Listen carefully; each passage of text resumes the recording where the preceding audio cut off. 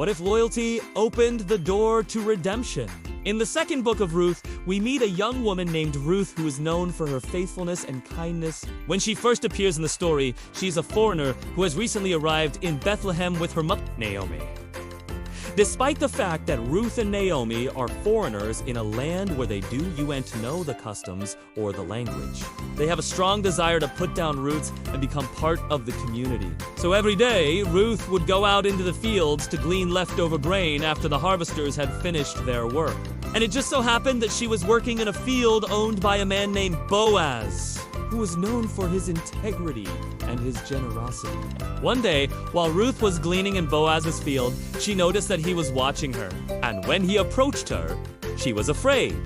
But he surprised her by complimenting her on her diligence and loyalty to her mother. He also praised her for her faithfulness to the God of Israel, which made her even more determined to live a life that would bring honor to his name.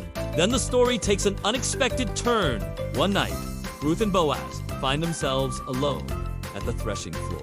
And she asks him to act as her redeemer, which means that he would marry her and take care of her financially, even though this would be an unusual arrangement. Boaz was attracted to Ruth's beauty and was impressed by her loyalty and kindness, so he agreed to marry her.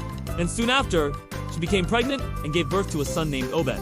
As it turns out, Obed would later become the father of Jesse, who was the father of David, the famous king of Israel.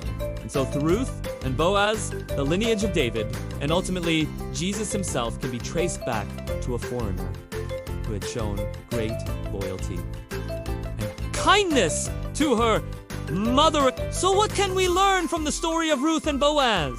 Well, first of all, we see that God is in the business of redeeming people.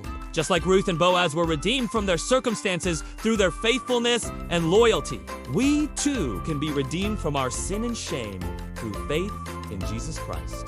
Secondly, the story reminds us that God is often at work in the most ordinary and unexpected places. Just as Ruth found redemption at the threshing floor, we can find God's presence and power in the everyday moments of our lives if we are willing to look for it. Finally, the story of Ruth and Boaz is a testament to the power of love and relationships. Just as Ruth's love for Naomi and Boaz's love for Ruth brought them together, God's love for us draws us to Him and enables us to experience the fullness of life.